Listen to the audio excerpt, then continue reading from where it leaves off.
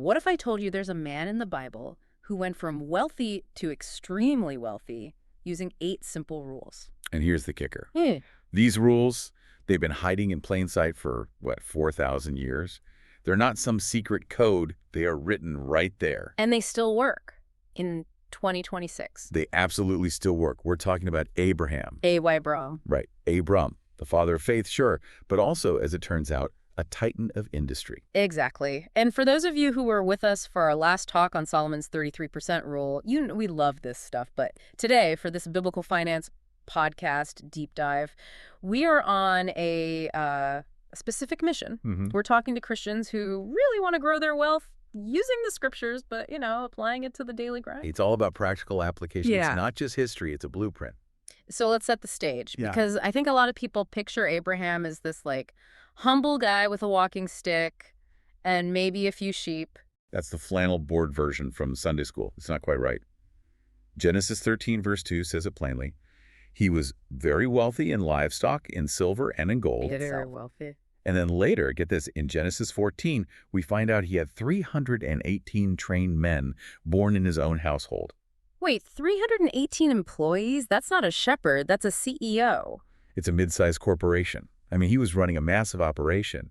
Kings were coming to him to make treaties. He wasn't just getting by, he was building an empire. Okay, so how did he do it? We've gone through the scriptures and we've found these 8 rules he lived by. So let's unpack rule number 1. Rule number 1 is this. Obey God even when it costs you. We call it the separation principle. And this goes all the way back to Genesis 12, right? Yep. Genesis 12, verses 1 to 4. God tells Abraham, leave your country, your people, your father's house. Leave everything you know. That is a huge ask. I mean, he was already doing well in Ur. It was a wealthy, civilized place. Oh, he was comfortable. He had security. He had status. And God's instruction was walk away from all of it. The principle here is that you can't get to the promised land of your finances if you stay in the comfort zone of your past. I love that. The separation principle. You've got to separate from poverty thinking or just negative influences. Exactly. Think about the modern application. Think about that person who's stuck in a safe corporate job. They feel that calling, they have a business idea, but they are just terrified to leave the security of that paycheck. Or even just moving to a new city for a better opportunity. That's a huge leap. It is. The scriptures say Abraham left not knowing where he was going. He had to physically and probably relationally distance himself from people who were just stuck so he could step into the abundance God had for him. So you can't get rich results with broke thinking. You really can't. Sometimes the path to wealth means you have to burn the bridge to average, so you're forced to build one to exceptional. That flows perfectly into rule number 2, because leaving requires this. Rule 2 is faith over fear in financial decisions. This is huge. Hebrews 11, verse 8 says Abraham went even though he did not know where he was going. Now hold on. To a modern financial advisor, that sounds completely insane. I'm investing my life savings, but I have no idea where. It sounds reckless. I get it. But there's a massive difference between reckless gambling and what we'll call faith-backed risk. Okay, explain that. So reckless gambling is buying some meme coin because you saw it on social media and you have FOMO. Fear of missing out, yeah. Right. That's just foolishness. Yeah. Faith-backed risk is different. It's calculated. It's based on divine direction. See, Abraham didn't have a map, but he had a voice. He had a promise from God. So what does that look like for us today? I mean, most of us aren't hearing an audible voice telling us to buy a specific stock. It looks like overcoming analysis paralysis. I mean, fear keeps people poor. They research a real estate deal for 6 months. They find one tiny little risk, and they freeze up. They never pull the trigger. Abraham didn't wait for the full itinerary. He just took the first step. It's like starting the business without seeing the entire staircase. Exactly. You do your due diligence, you pray, but then you have to move. You can't let the fear of the unknown paralyze your asset growth. Okay, rule number 3. And this one, I think, is maybe the most counterintuitive on the whole list. Rule 3. Generosity leads to greater wealth. The abundance mindset. This comes from a fascinating story in Genesis 13. Abraham and his nephew Lot, they both get so wealthy that their herdsmen start fighting. The land literally can't support both of them. That's a good problem to have. Too much success. It is. But it's also a crisis. Now, Abraham, he's the elder, he's the boss. In that culture, he had every right to say, Lot, you go take the rocky hills, I'm keeping this valley. But he doesn't do that. No, He does the opposite. He says, Lot, you choose first. If you go left, I'll go right. That is a radical business move. He's just giving away his advantage. He chose peace over profit. So Lot looks around. He sees the Jordan Valley. It's lush, well-watered. It's basically the prime real estate, and he takes it. Abraham gets the leftovers. From a worldly point of view, Abraham just lost that negotiation badly. It really looks that way. But check out what happens next. Immediately after this, in Genesis 13, God speaks to Abraham and says, lift up your eyes. All the land that you can see, I'm going to give it to you. Oh. Lot grabbed what he could out of scarcity. Abraham released it out of abundance. And because Abraham was willing to lose that short-term battle for the relationship, God handed him the entire map. So for you listening, this might mean letting a business partner win a point in a negotiation just to save the whole deal. Or valuing a long-term relationship over squeezing every last penny out of a contract. It's knowing that when you operate with an abundance mindset, there's always more where that came from. Scarcity says, I have to grab, but faith says, I can afford to give. Which takes us right to the ultimate act of giving. Rule number 4, tithe and give to God first. The priority principle. And before anyone tunes out thinking, oh, here comes the offering talk, you have to look at the context. This is Genesis 14. Abraham comes back from a war, and he meets Melchizedek, the priest of God Most High. And he gives him a tenth of everything. A tenth of all the spoils of war. Now, here's what's so wild. The law of Moses, the rules about tithing, that didn't exist yet. Moses wouldn't be born for hundreds of years. So he wasn't doing it because he had to. He was doing it because he wanted to. He was honoring the source. He recognized that God was the one who gave him the victory. Proverbs 3, verses 9 and 10 backs this up later. It says, honor the Lord with your wealth and with the first fruits of all your produce. First fruits. That's key. That means off the top, not the leftovers. Precisely. So many people budget for their mortgage, their car, their Netflix, and then if there's $50 left over at the end of the month, they might throw it in the offering plate. That's not first fruits. That's leftovers. Abraham gave the very first 10%. And the scripture promises that when you do that, your barns will be filled with plenty. It's like a supernatural protection.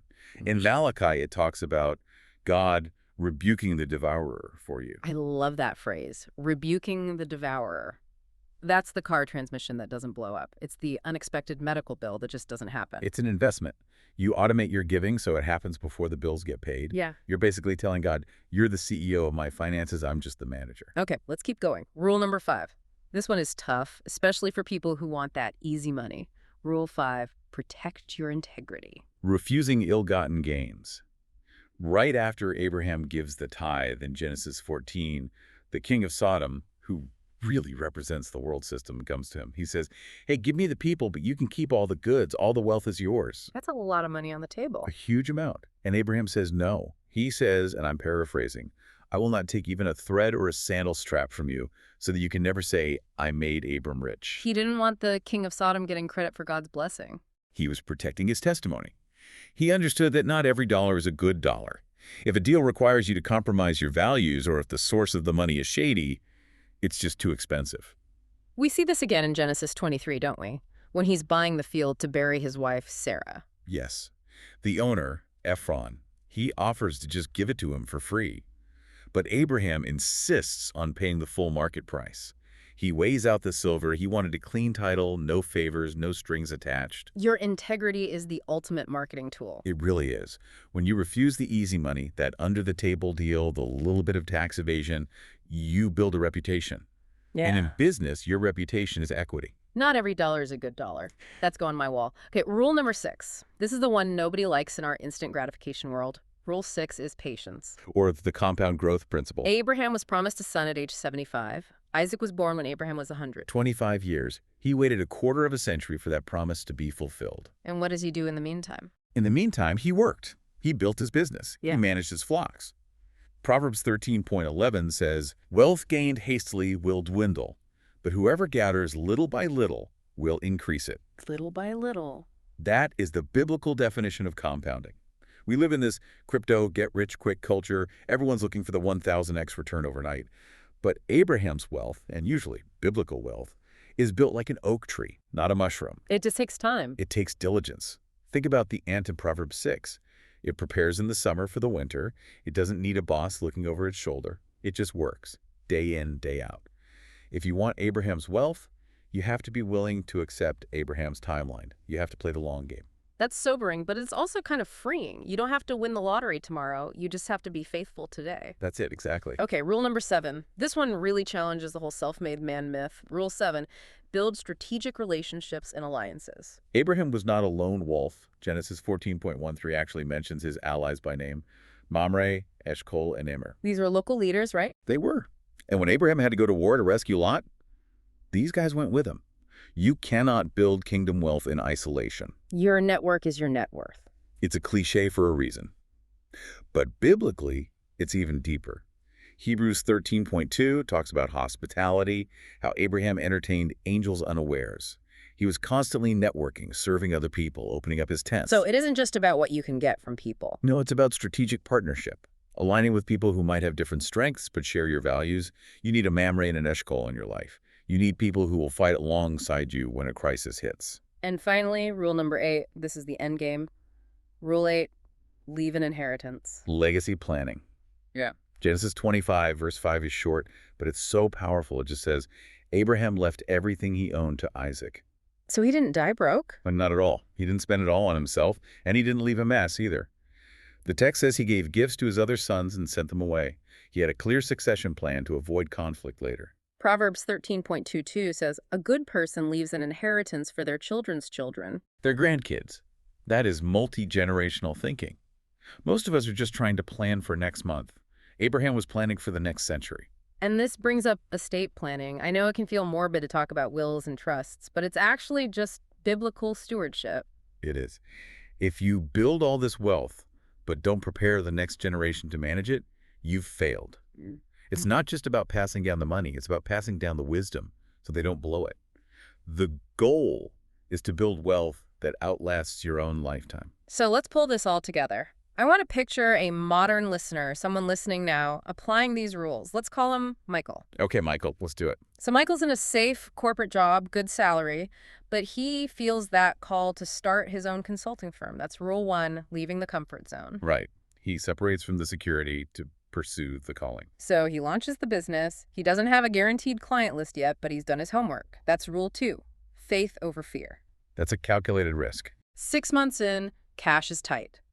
But a check comes in. First thing he does, he sets aside 10% for his church. That's rule 4, tithe first. Prioritizing God before his own bills. Yeah.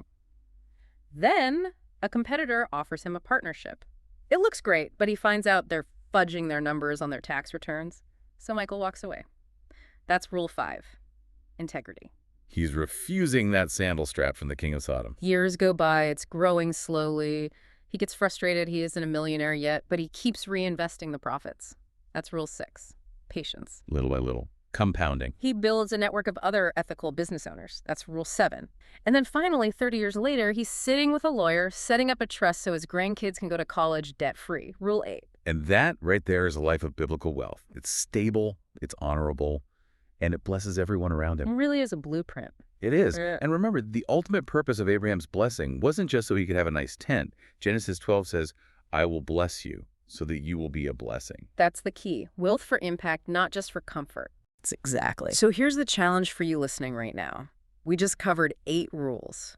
Which one of those is the missing link in your finances? Are you stuck in fear? Yeah. Are you maybe compromising your integrity a little bit? Or maybe you're doing really well, but you're hoarding it, breaking that generosity rule. Pick one, just one, and take one action on it this week. Set up the auto tithe. Call the lawyer about a will. Or maybe, just maybe, it's time to finally leave that comfort zone. These principles worked 4,000 years ago for a man in the desert. They will absolutely work for you today.